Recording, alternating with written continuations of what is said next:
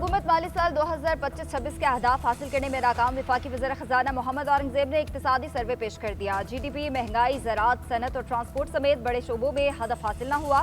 ज़राई शोबे में ग्रोथ का हदफ 4.5% की बजाय 2.8% रहा।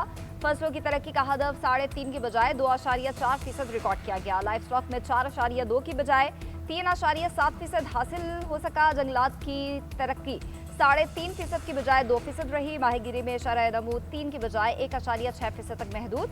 सनती तरक्की का हदफ 4.3 की बजाय 3.5% रहने का तखमीना। मादनियात, ट्रांसपोर्ट, होटल इंडस्ट्री, मालियाती शोबे, रियल स्टेट और निजी शोबे की ग्रोथ भी कम रही। बिजली, गैस और पानी की नमू 3.5 की बजाय मनफी में रिकॉर्ड की गई। गैस, बिजली और पानी सप्लाई में 10% गिरावट रिकॉर्ड की गई।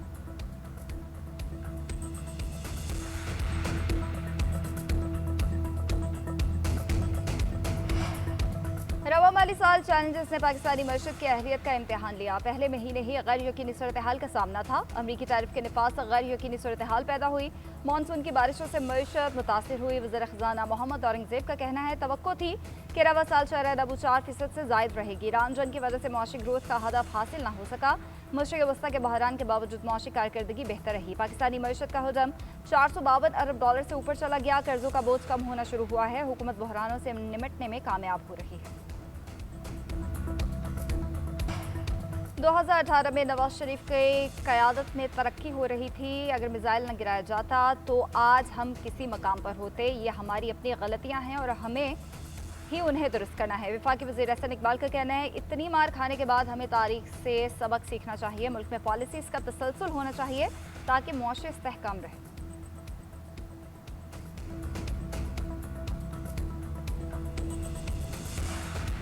आइंदा माली साल का बजट अवाम दोस्त नहीं होगा। ये नंबर्स के गोरख धंधे पर बजट लाएंगे जो हरगिज़ नहीं होना चाहिए। चेयरमैन PTI बैरिस्टर गौहर की पार्लियामेंट के बाहर मीडिया से गुफ्तगू। कहा आवाम को रिलीफ मिलना चाहिए।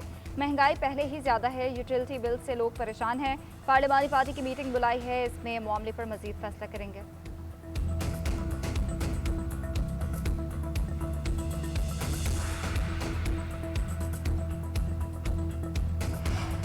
MQM वफाकी बजट में अपने मुतालबात मनवाने के लिए मुतहरिक मुजवजा शहरी बजट हुकूमती टीम के हवाले कर दिया। 140A पर अमल दरामद और 28वीं तरमीम लाने का टाइम फ्रेम मांग लिया।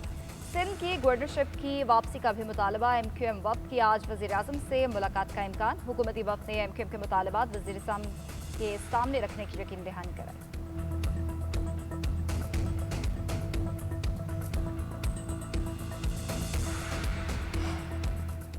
गिलगित बल्तिस्तान में हुकूमत साजी से मुताल्लिक सियासी मुलाकातें जारी। पीपल्स पार्टी और नून लीग के वफूद की मुलाकात। हुकूमत साजी के लिए मुमकिन फार्मूलों, सियासी ताउन और दीगर अमूर पर तफसीली तबादला ख्याल किया गया। दोनों वफूद की जानिब से हुकूमत साजी से मुताल्लिक तजवीज़ मरकजी क़यादत के सामने रखने का फैसला।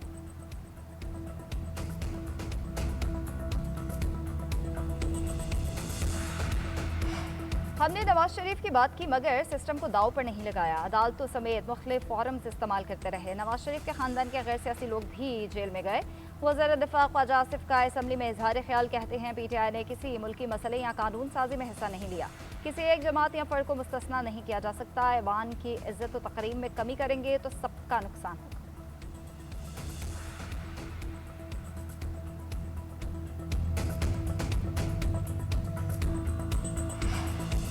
PTI के पार्टी एलामिया में अली अमीन गंदापुर बरहम एलामिया को डिक्टेटरशिप करार दिया। कहा इख्तलाफ रखने वालों को धमकियां ना दें। माजी में मेरी हुकूमत के खिलाफ बातें की गई। मेरी काबीना पर करप्शन के इल्जामात लगाए गए मगर कोई एलामिया जारी नहीं किया। तहफ़्फ़ुज़ात दूर न किए गए तो हालात मजीद ख़राब होंगे। साबिक़ स्पीकर मुश्ताक गनी और अदरीस खटक का भी इजहार बरहमी। कहा जनरल सेक्रेटरी ने हकीकत से पर्दा उठाने वालों के खिलाफ ही खत लिख दिया।